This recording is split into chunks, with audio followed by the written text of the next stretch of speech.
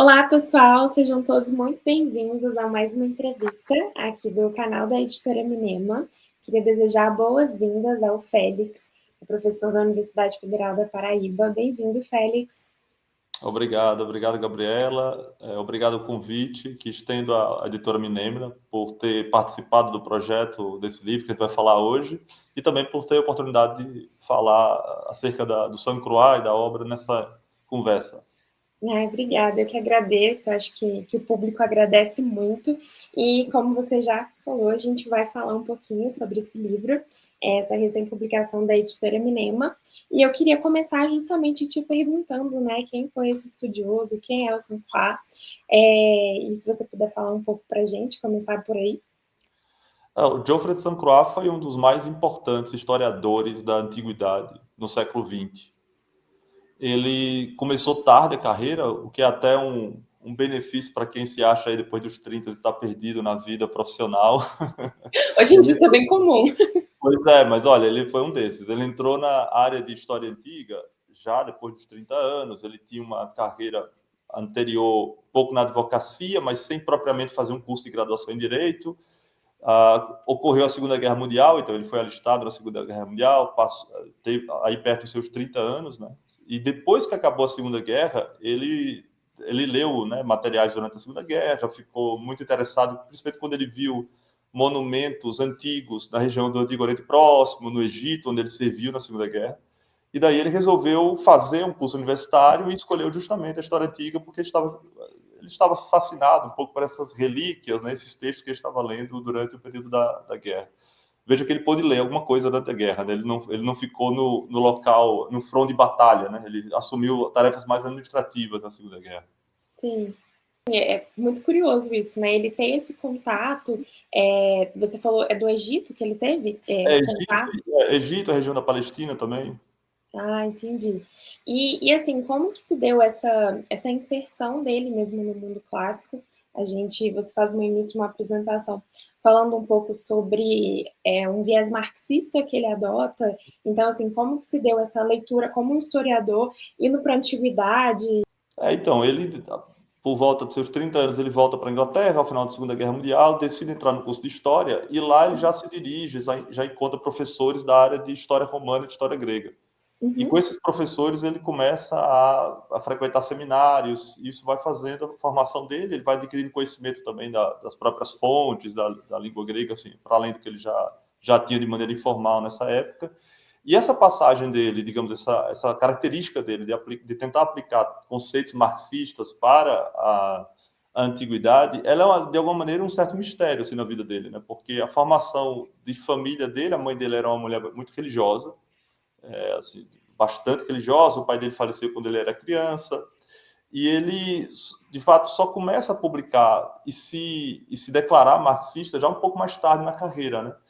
Eu diria que a base foi uma sensibilidade social que ele tinha muito aguçada, né, para os problemas sociais, e isso fez chegar até a teoria marxista e fascinava Sankara desde sempre também, tentar estudar a história social e a história política dos povos da antiguidade, né? Ele via muito interesse nisso para pensar a própria situação política dos anos 50, dos anos 60, da Guerra Fria, né? Então ele olhava para o mundo grego e percebia muitas similaridades e pontos de reflexão com o mundo bipolar da Guerra Fria e também das desigualdades sociais, né?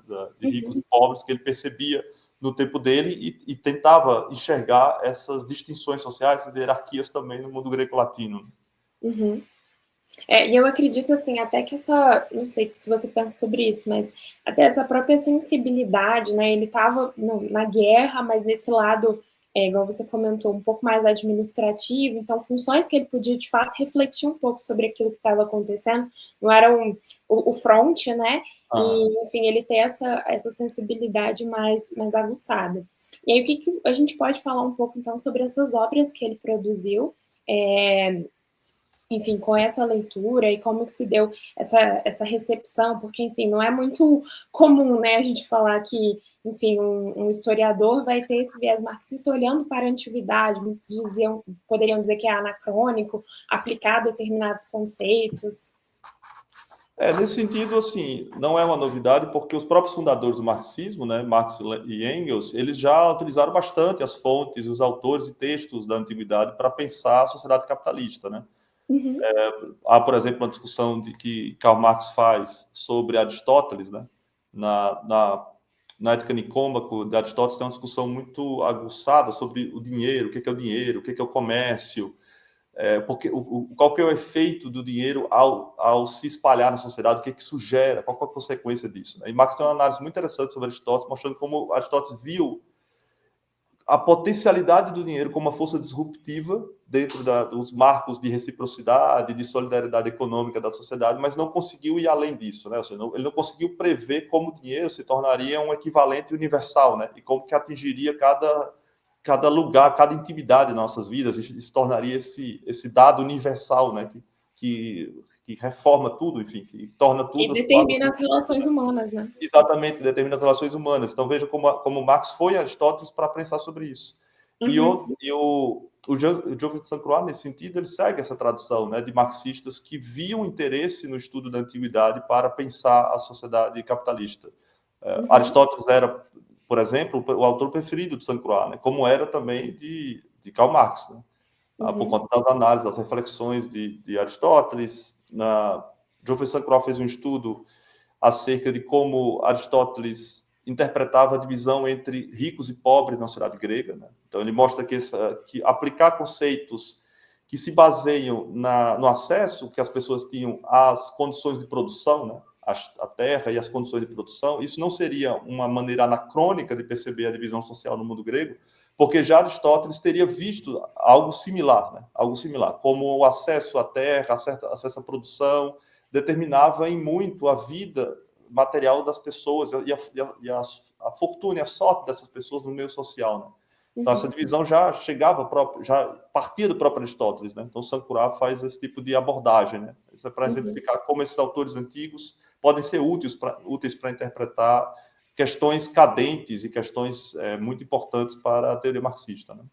Entendi. E quando a gente pensa assim nessa, você está comentando muito sobre o Aristóteles, mas como que se dá essa leitura que ele fazia da historiografia antiga, sobretudo grega, para aplicar esses conceitos, enfim, porque o Aristóteles com esse viés, sobretudo filosófico, né, eu acho que são questões diferentes, mas como que ele olhava para esses textos da historiografia antiga? O autor preferido de Saint-Croix, que ele teve assim, um engajamento da vida inteira, foi Tucídides. Né?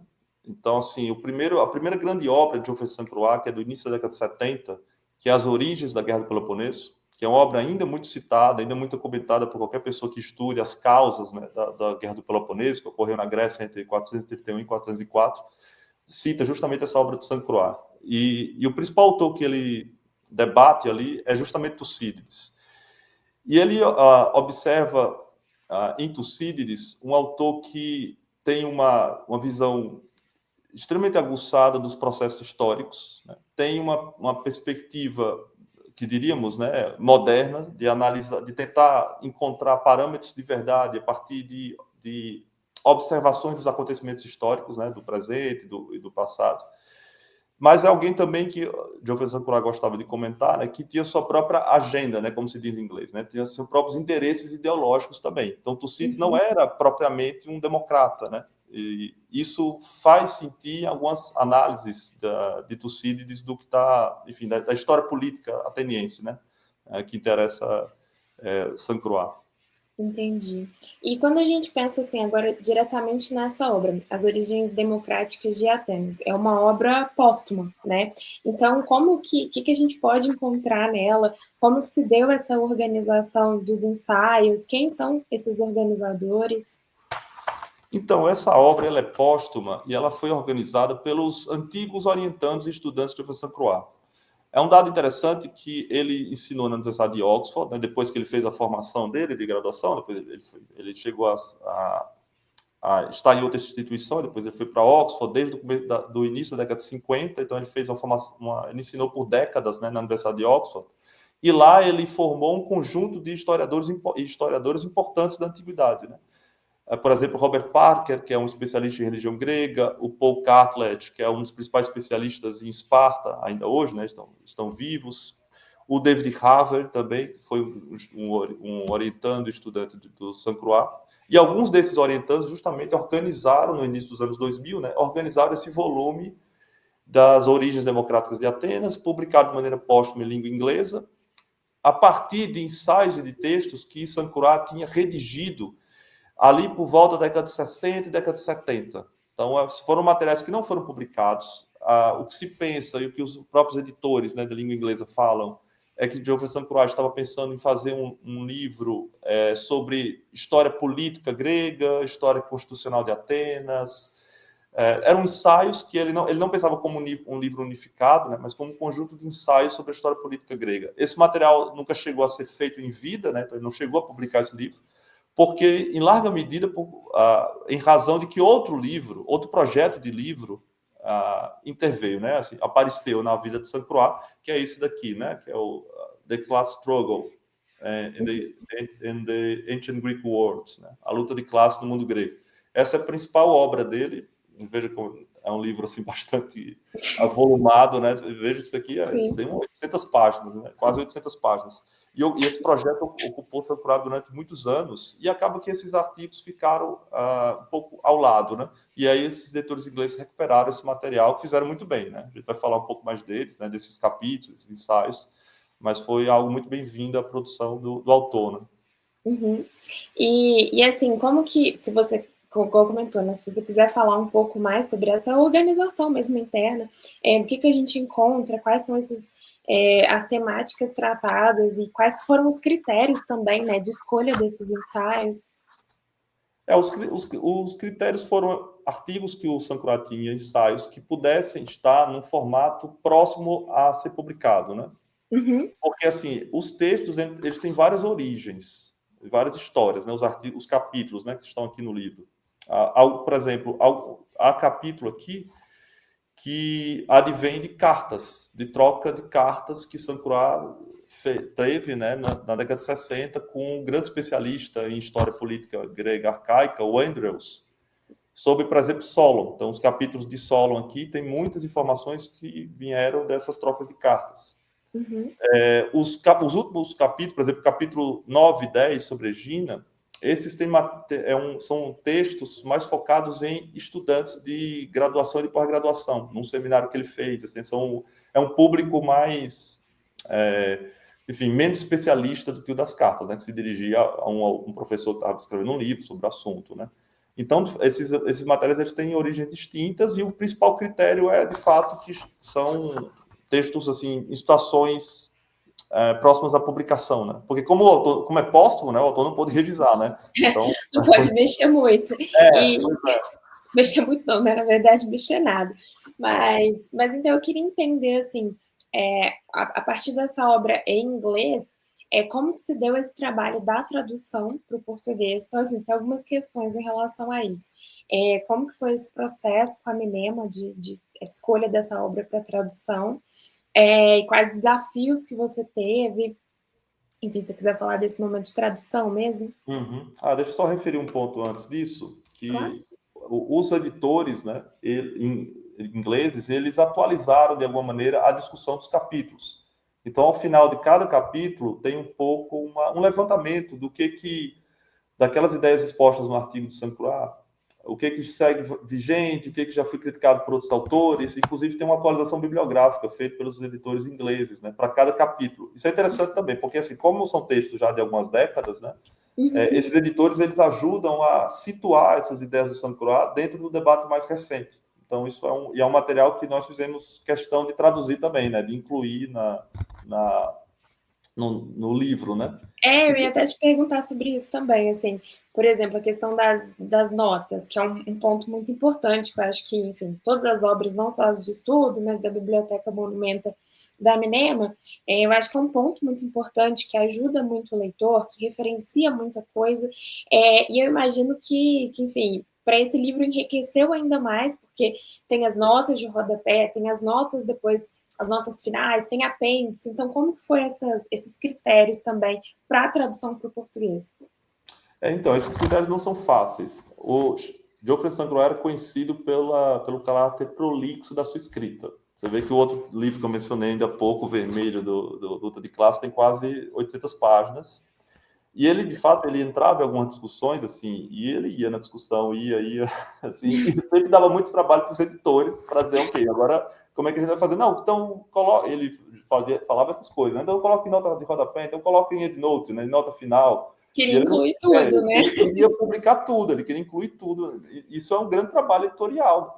Sim, para o leitor é ótimo, porque é muito material, Pois é. Mas para o editor tem questões. Para a edição precisa criar uma organização para ficar também inteligível, né, para o leitor. Sim, então, didático. Pois é. Então você vê aqui, tem ensaio, os ensaios em si, né, que são cada capítulos. Ao final de cada ensaio tem essa atualização feita pelos editores ingleses. E alguns dos ensaios têm um apêndice feito pelo St. Croix, porque no fundo assim são discussões de algum ponto específico daquilo que foi dito no capítulo, que ele tinha isso escrito, né? Algum desenvolvimento específico, algum debate com alguns autores da época, e aí isso virou um apêndice, né, para alguns capítulos que tem aqui. E tem as notas de rodapé do capítulo normal, né? E, eventualmente, tem as notas de rodapé dos apêndices também. Então, e o pós-fácil dos organizadores. E o pós-fácil, que é justamente esse comentário da atualização final, né? Então, é muita coisa, de fato. É uma obra bem rica, mas eu até queria entender um pouco, você comenta que, para quem não conhece as demais obras, essa, por ser a primeira em língua portuguesa, talvez seja muito interessante para as pessoas conhecerem mais. Por que pode ser a porta de entrada? Então, o Jean St. Croix, como eu ia dizendo, ele tem essa obra da década de 70 sobre a Guerra do Peloponeso, né? Ele tem essa daqui, né, The Class Struggle, que é do início da década de 80, que é a maior obra dele, né, que é uma aplicação, que é uma tentativa, de fato, de aplicar os conceitos marxistas de classe e luta de classe como um grande catalisador e um grande organizador da história social e política do mundo grego aqui no sentido lato, né, porque o livro vai até a queda do Império Romano do Ocidente. Você vê como ele vai de Homero à queda do Império Romano do Ocidente, ao século V DC, né? Então, de fato, é uma obra bastante extensa, né?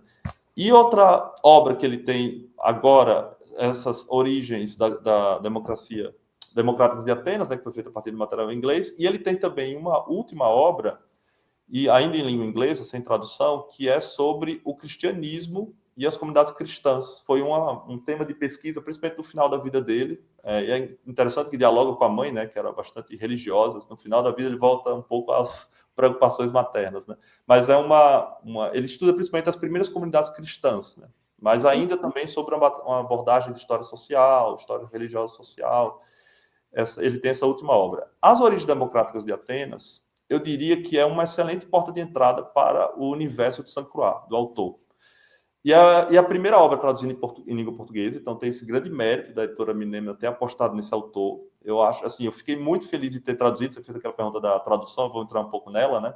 Eu fiquei muito feliz de ter traduzido esse livro. Na verdade, era um sonho para mim traduzir o autor.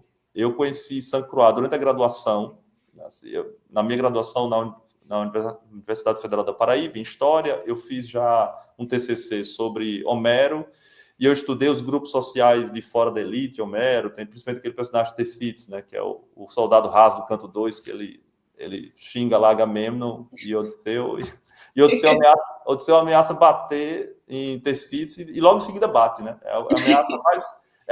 É a menor distância da literatura ocidental entre a ameaça e cumprir a ameaça, né? Ele fala assim, não durou muito, ele já concretizou. Da próxima vez que falares assim, eu vou te bater, daqui a pouco já bate. Não durou nada, mas enfim. E aí eu sempre tive interesse justamente em perceber na literatura antiga esses momentos de hierarquia, né? E quando esses grupos subalternos conseguiam falar e se expressar na literatura, né?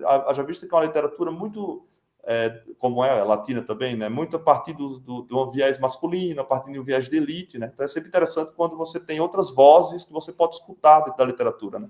Sim, e eu acho que cada vez mais tem crescido esses estudos no Brasil, assim, mundo afora, mas sobre os grupos subalternos, tem grupos, inclusive, né, tem um que chama subalternos, então é muito importante essa preocupação. Tem um grupo de pesquisa na USP, exato. Então, na época da graduação, eu estava tentando justamente encontrar autores que pensassem da mesma maneira, que estivessem interessados nesses grupos também de fora da elite e que me pudessem aportar repertório teórico metodológico para estudar esses grupos, né, a partir da literatura, nessa relação entre literatura e história. Né? E foi aí que eu conheci o Giovanni de Sainte Croix, que eu conhecia esse livro da luta de classe, e aí, enfim, fiquei, de fato, muito encantado pelo autor. Tem um ponto essencial que eu queria destacar, acerca de Sainte Croix, que aparece muito em As Origens Democráticas de Atenas, é que, assim, não é um livro que apenas ensina algum assunto, né? Ele não é meramente um guia para um assunto. Ele não é propriamente um guia para a democracia grega. Ele, claro que ele também informa, também educa, né? Também ensina. Mas, sobretudo, ele te ensina a como raciocinar e como interpretar as fontes antigas e como concluir informações historicamente válidas ou como elaborar hipóteses historicamente válidas a partir dos materiais antigos, a partir das fontes antigas. Ou seja, ele te ensina a pensar como de forma crítica, né? Uma crítica, como é que você interpreta as fontes, como é que você compara uma fonte com a outra, como que você julga que determinada afirmação de um autor antigo, digamos Aristóteles, como você julga que ela realmente era verdadeira? Será que a gente tem como contrastar e comparar com outras fontes? Como é que a gente analisa ou julga os postulados ideológicos dos autores antigos? Será que como que isso interfere naquilo que eles afirmam sobre o passado, sobre a sociedade deles, né? Então, essa maneira de pensar sobre as questões históricas a partir das fontes antigas é o grande contributo desse livro, eu acho. E aqui a gente vai... E os vários temas que ele perpassa, né, em torno da democracia grega, ele não apenas informa ou nos educa acerca dos temas, mas ele nos faz refletir como nós podemos também extrair informações históricas, né, dessas fontes. Uhum. Então, ele discute, por exemplo, Clístenes, né, o famoso político ateniense associado às reformas de 508 e 507, que alguns manuais de história da Grécia, mesmo na internet, você vê como o fundador da democracia, né? Uhum. E a gente vai ver assim, como um olhar crítico e de historiador de Sainte Croix coloca essa figura de Clístenes dentro da sua devida coordenada histórica, né? Quem foi Clístenes dentro da transição, né, de um governo mais fechado, aristocrático do período arcaico ateniense para o período mais democrático, né? Uhum. E ele lembra, por exemplo, que um dos métodos ruins, né, de análise histórica é você querer generalizar demais a importância do indivíduo, né? Como se o indivíduo fizesse a história, né? Enfim, ele coloca... Então, Clístenes... Ele faz, inclusive... Ele começa o capítulo com uma nota, inclusive, provocadora, né? Se quiser ler, inclusive, fica à vontade, viu? Deixa eu pegar aqui, 187. Deixa eu ver se está aqui. Aqui, ó. São as reformas de Clístenes, não o homem. Isso é a página 187 do livro, início do capítulo 4, né? Tá. São as reformas de Clístenes, não o homem, que tem o direito de reivindicar a importância histórica duradoura. Mas pode, naturalmente, sentir interesse pela figura obscura, cujo nome se tornou permanentemente ligado à Constituição sobre a qual Atenas floresceu por quase 200 anos. Uma pessoa desavisada pode entender, mas como assim uma figura obscura, Clístenes? É tão famoso, né? O pai da democracia, junto com Solon, ganha um pouco essa alcunha, né, do pai da democracia, mas, de fato, ele era uma figura, assim... Clístenes era de uma família dos Aquemenidas, né? De uma família que tinha relevância, né, em Atenas, mas ele próprio era uma figura obscura, relativamente obscura, né, apagada da política. Ele, inclusive, foi exilado, né, nesse contexto dos anos de 508 e 507, né? E foi graças à participação do Demos, né, política do Demos, dos grupos de fora da elite, que sustentou, né, o governo de Atenas, enfim, que impediu que uma coalizão, né, entre uma parte dos aristocratas ligados às Ágoras, né, que era um rival de Clístenes, e os espartanos, né, se apoderassem do poder. Então, os Demos, né, os grupos fora da elite, sitiaram esses espartanos e esses copeiros de Ágoras na Acrópole por 3 dias, e exilaram e mataram alguns, e com isso chamaram Clístenes de volta, que ele estava exilado, e aí se reuniram a Assembleia e começaram a passar as tais das reformas de Clístenes. Uhum. Então é por isso que ele comenta, são as reformas de Clístenes, não o homem que tem o direito de reivindicar uma importância histórica duradoura. Não é propriamente Clístenes, mas as reformas, né, uhum, atribuídas a ele. Porque justamente quando as reformas de Clístenes, atribuídas a Clístenes, né, elas têm lugar em 508 e 507, o próprio Cristo nem estava lá. Veja como a própria maneira como a gente nomeia os eventos históricos, ele já é uma forma errônea de nomear, né? Uhum.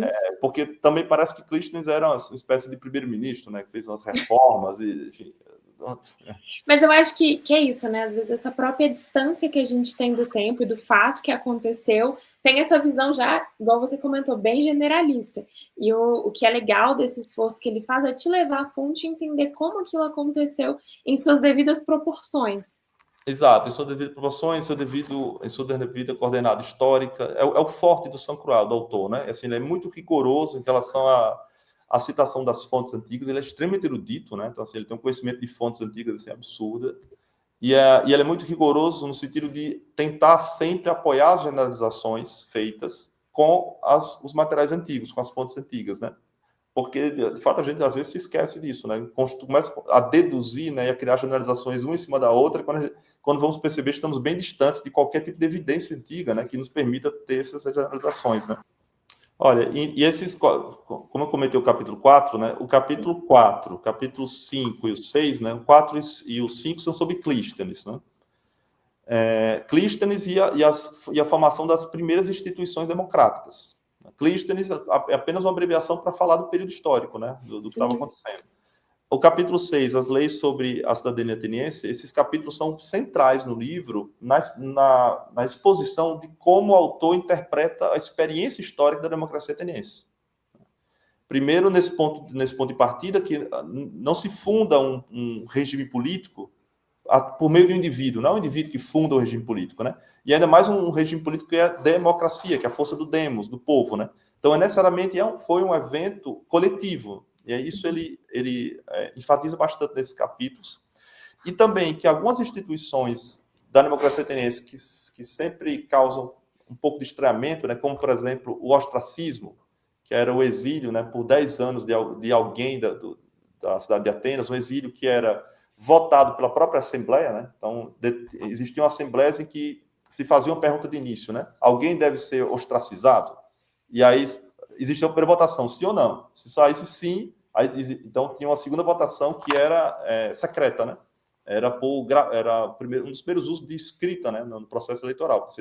Eles pegavam uns pedaços de vaso quebrado, né, que chamava de ostraca, né, uns pedacinhos de vaso, e escrevia o nome da pessoa que cada cidadão achava que deveria ser ostracizado. Uhum. E aí houve, né, alguns indivíduos influentes da política ateniense ostracizados. Isso sempre causou um estranhamento, mas por que parecia um tipo de prática política muito irracional, né? Por que exilar alguém durante 10 anos e se um grupo se junta e começa a colocar o nome de alguém, né? Uhum. E Saint Croix tem algo que eu gosto nele, que ele tem uma defesa muito clara da racionalidade da democracia ateniense, das instituições, né? Para cada instituição da democracia que ele vai avançando, que ele vai explicando no livro, ele explica a razão de ser da instituição. Não de acordo com nossos olhos, da nossa experiência democrática, mas de acordo com a experiência da democracia antiga. Por que os gregos fizeram essa instituição do exílio, por exemplo? Eles queriam proteger a sua instituição de possíveis tiranos, de pessoas que poderiam ter muito poder dentro de um regime que seria, por definição, coletivo e que tentaria justamente criar uma certa igualdade, né, de participação política. Então, o ostracismo poderia servir como uma espécie de remédio, né, antes que o corpo cívico adoecesse. Então, esse tipo de coordenada faz sentido para a experiência antiga, né?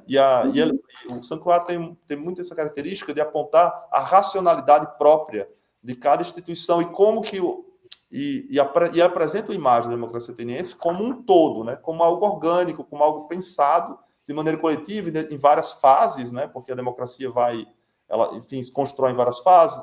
A ampliação da participação política ela demora algumas décadas, as instituições que vão sendo criadas também elas duram, né, algumas décadas. Ele mostra essas fases, os personagens principais ligados a esses processos políticos, né, quais eram os interesses desses personagens, desses políticos, como é que você entende a ação dessas figuras como Clístenes, como Péricles, enfim, no seu contexto histórico, né. Mas esse dado da racionalidade da democracia ateniense e da valorização da experiência histórica, que é algo também que eu acho muito importante nessa obra do Saint Croix, como ele valoriza o caráter novo, né, e em larga medida revolucionário da experiência da democracia grega diante do panorama histórico até então, né? você tem aí pela primeira vez uma experiência de democracia não lado complexa, né? Assim, não era, claro que existiam antes da democracia grega, existiam experiências de decisão coletiva e igualitária. Então, imagina, uma comunidade com 2.000 pessoas, 3.000 pessoas ali na Palestina, no Egito, que seja, enfim, na Pérsia, as pessoas poderiam decidir juntas os seus assuntos públicos, né? E fazer uma assembleia, decidir, isso é horizontal, poderíamos chamar isso de democrático, né? É uma democracia. Mas são sociedades muito simples, assim, né? Que não tem a envergadura que, de fato, que tinha Atenas no século V, né? E isso, acho que o Sankara mostra muito bem também. Essa complexidade mesmo, como você comentou, da estrutura, até mesmo de se precaver, como você está explicando, enfim, de possíveis, enfim, problemas nessa estrutura que já estava bem consolidada. E Félix, tem algum outro ponto que você gostaria de ler, que você acha que é importante a gente destacar aqui da obra? Outro ponto que eu acho bem interessante são os capítulos finais. Por exemplo, o 9 e o 10, ele entra numa discussão distinta, né? Porque a maior parte dos capítulos lida com história política, história social, história política. Ao passo que o capítulo 9 e o 10, ele vai fazer uma discussão sobre história econômica, que é bem interessante também. A pergunta que ele se faz no capítulo 9, né? Em que medida o comércio foi uma causa da colonização grega no período arcaico? E o 10º, capítulo 10. Mas enquanto a Egina, o que ele faz aqui é debater as semelhanças e diferenças da economia grega em relação à economia de hoje, a economia capitalista, né? Até que ponto você tinha setores pessoas, né, que viviam só do comércio? Até que ponto você poderia discernir uma categoria de comerciantes, digamos aqui no século 6 e 5 a.C., né, nessa passagem do período arcaico grego para o período clássico? E se uma ilha como Egina, que é uma ilha que até hoje, enfim, uma ilha bem pequenininha, que tem lá do lado de Atenas, que é uma bem calma, bem bonita, mas assim, moram pouquíssimas pessoas até hoje. Sempre moraram poucas pessoas nessa ilha, impressionante, desde a antiguidade. Mas, por razões assim que nos levaria longe, se criou na historiografia do século XX uma ideia de que existiria uma classe comercial bastante avançada e rica nessa ilha de Egina. E aí ele começa a se perguntar isso. Como é que você tem uma classe comercial opulenta dentro de uma ilha que viviam, sei lá, 3.000 pessoas, enfim, uma ilha pequena, e se essa classe opulenta e dinâmica de comerciantes, se isso realmente pode ser visto nas fontes históricas, que é aqui novamente onde ele volta para as fontes, né? E a discussão dele é muito interessante no sentido da gente, enfim, ter cuidado com associações muito apressadas, né, entre a nossa experiência de vida e a experiência dos antigos, né? Porque se a gente vê alguém fazendo comércio, a gente já acha que é o quê? Ou vai estar criando uma startup, né? Tá criando uma startup, uma empreendedor. Empreendedor. Se a gente vê na fonte 3 pessoas que conversam por exemplo, né? Então, 3 pessoas pensando como é que exporta, sei lá, os vinhos lá de Egina. Pronto, aqui então é uma mega, né, empresa de vinhos né, de Egina, que está vendendo para o Mediterrâneo inteiro. Então, assim, esse tipo de generalização que ele combate, né? Porque como esse caráter materialista dele, que vem da tradição marxista, mas também vem materialista no sentido dele ser muito apegado às fontes, né? Ele gosta sempre de tentar trazer de volta, né? Colocar, digamos, esses tipos de generalizações, colocá-las com os pezinhos no chão, né? Ver se esse tipo de informação realmente existe. E são capítulos, assim, que são fáceis de ler, mas porque foram feitos num seminário oral para estudantes e lida com algo que não se encontra muito em língua portuguesa, não se encontra facilmente, que é essa discussão de história econômica e dessa diferença, né, entre a economia antiga e a economia capitalista, né? E aí, só para a gente entender um pouco, você tinha começado falando que seu sonho era traduzir o Sankara, e como que foi um pouco, eu queria entender melhor esse processo, assim, você como historiador já teve contato desde sempre com a obra, mas como que se deu essa materialização que é o livro em si, e esse processo com a Minema? Então, assim, o que é o forte do autor é o que dá mais trabalho para o tradutor, né? Não é? Porque a gente vem comentando aqui como ele é muito rigoroso, ele cita muitas fontes, ele gosta justamente de citar o original grego, do que ele está comentando, para mostrar nas palavras gregas aquilo que faz sentido e não faz. ele, né, tem as suas famosas notas de rodapé. Então, assim, isso deu um trabalho, naturalmente, para os tradutores, né? Porque tem hora que o argumento fica denso, também a gente tem que ter muito cuidado na tradução do grego para o português, porque, assim, no fundo era o grego para o inglês, né? Porque foi ele que fez a tradução. Todo o texto grego ele traduz. Mas aí se colocou uma questão, depende do ponto de vista da tradução, como nós vamos traduzir o que está em inglês, se ele vem, por sua vez, do grego, né? Então, como é que a gente faz? A gente olha só para o grego e desconsidera a tradução inglesa dele? A gente tentou encontrar um equilíbrio, porque certas escolhas de tradução que ele fez para o inglês, essas escolhas faziam parte da argumentação dele. Né? Então, a gente tentou manter, na medida possível, as escolhas que ele fez de tradução para o português, né? Quando isso era possível, né? Porque aí é uma dança de 3 idiomas, né? Nem sempre fica bem harmônico, né? Não, e é muito desafiador, né? Porque, assim, não é uma tradução direto do grego que você vai determinar seus critérios como tradutor. Na verdade, igual você falou, são vários idiomas porque envolve a argumentação do assunto que ele está tratando, mas de um conceito em grego. Exato, exato. Mas, enfim, eu realmente só tenho a agradecer. Eu acho que, como você comentou, é a primeira obra traduzida dele para o português e que pode ser muito a porta de entrada por, enfim, tanto pela complexidade de assuntos, enfim, que a gente vai conseguir ter acesso, mas também por ensinar muito os estudantes, as pessoas que se interessam, né, com os estudos clássicos e com história antiga, de ir até a fonte. Eu acho que tem esse viés duplo, né, de ensino da obra. Agora, olhando aqui o índice, lembrei de outro capítulo, que também Pode ficar à vontade. Muito atual e muito necessário. Que eu já fico também, eu já estou pensando também no possível impacto da obra dentro dos nossos debates, né, da área da história antiga, das letras clássicas, né, do que já tem escrito, do que está sendo produzido a nível internacional também, né, do que essa obra pode contribuir. Por exemplo, capítulo 6 é as leis sobre a cidadania ateniense. É um tema assim, clássico da história da democracia ateniense, da história do século V, que é a famosa lei atribuída, lei de Péricles. Quando a gente fala assim, lei de Péricles, no contexto de democracia, ou lei de qualquer outro, a reforma de Clístenes, tem que sempre levar em consideração que quando fala de lei de Péricles, é simplesmente porque foi Péricles que deu a sugestão na Assembleia. Né? Ou ele deu diretamente a sugestão na Assembleia, ou ele fez via conselho. Né? Mas é simplesmente, mas isso de lei de Péricles porque existiram, naturalmente, milhares de leis feitas na democracia grega, e eram leis de sei lá, qualquer indivíduo, né? Porque como os outros indivíduos não são famosos, a gente não fica falando lei de Beltrano, mas tem um monte de anônimo que a lei é do camarada, porque foi o camarada que deu a opinião na Assembleia, né? Exato, só tem alguns nomes que se sobressaem.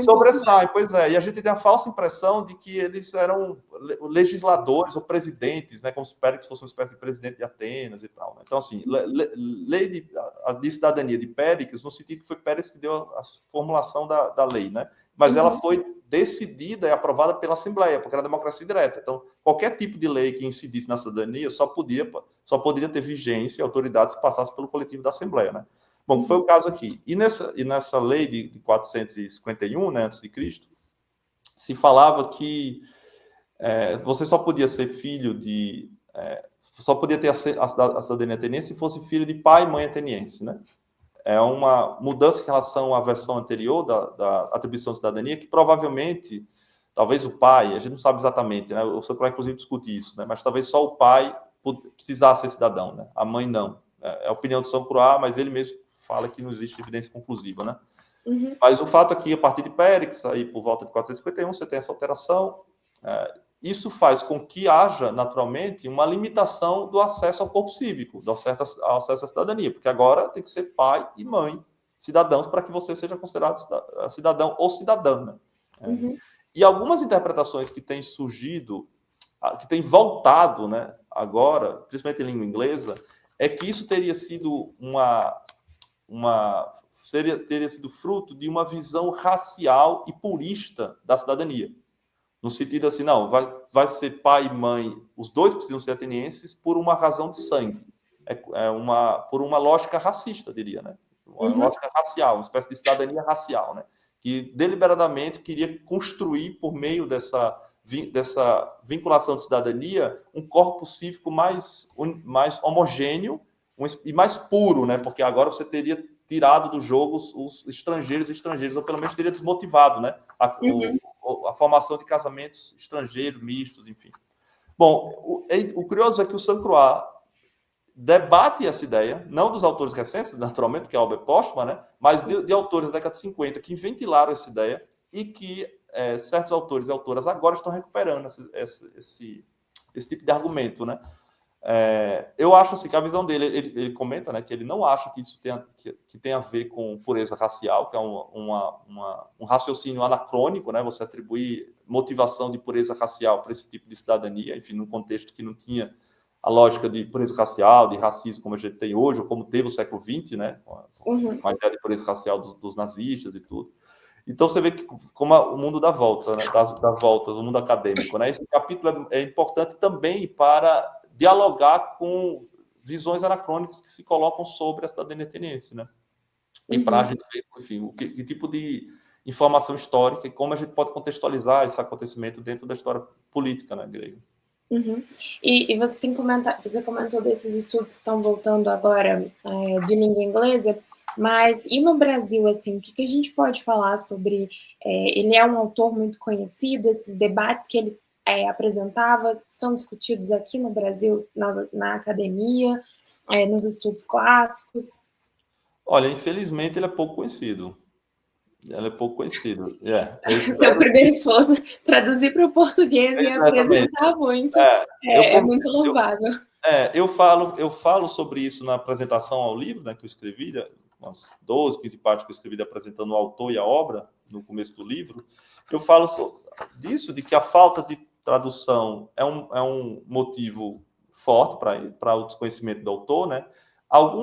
Eu elenco na apresentação alguns autores e autoras brasileiras que mencionam e discutem Saint-Croix.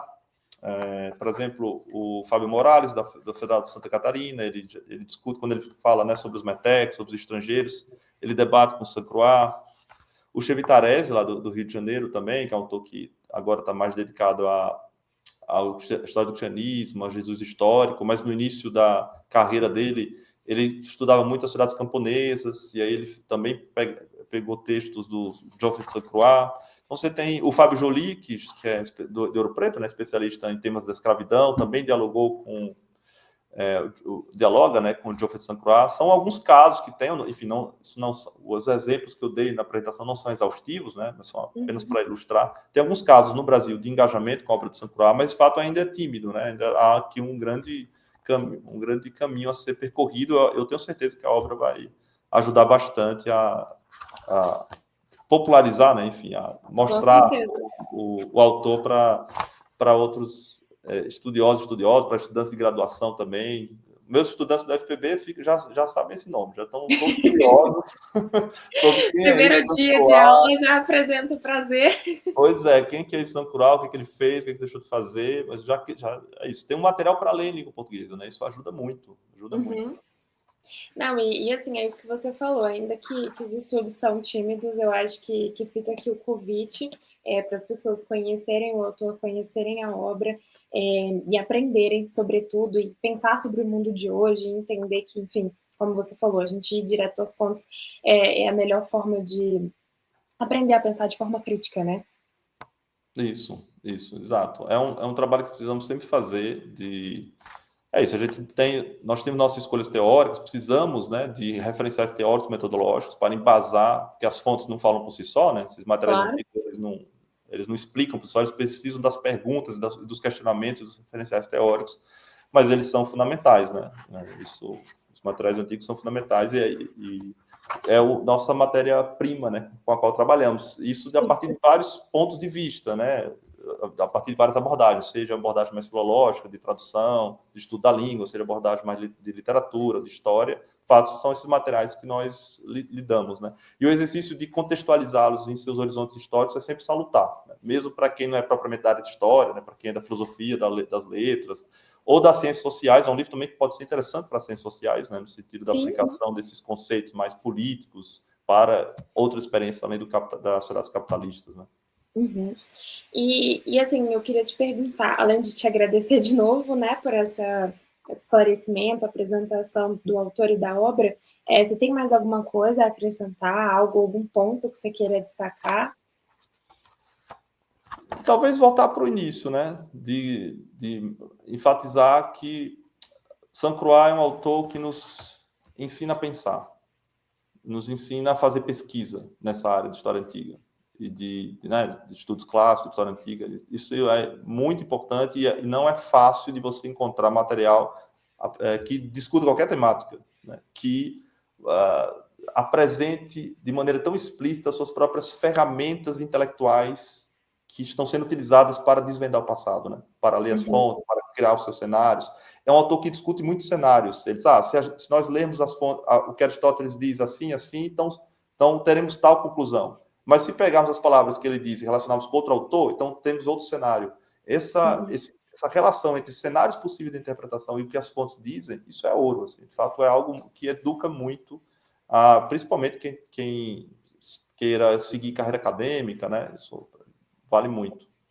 Com certeza, né, essas diferentes perspectivas que você tem, onde até você consegue se extrair melhor, de, enfim, tirar suas conclusões e, como você disse, fazer pesquisa, né.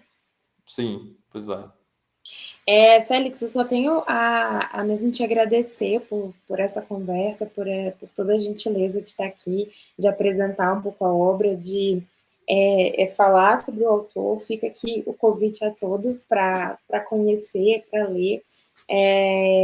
Enfim, te agradecer mesmo por essa gentileza aqui de apresentar e agradecer em nome da Minema, todo mundo que está assistindo. Sem dúvidas, eu acho que a gente tem muito a ganhar com essa mais uma tradução, né? Essa publicação da Minema, feita por você, o Felipe também. Então, enfim, agradecer mesmo. Bom, eu também gostaria de agradecer muito aqui, ó, para terminar também mostrando meu exemplar. Agradecer a Minema, ao Felipe Campos também, que fez a tradução comigo, e a gente discutiu muito, assim, nossas questões croaxianas, acerca de como lidar com a tradução. Temos uma afinidade muito boa também em relação às escolhas de tradução.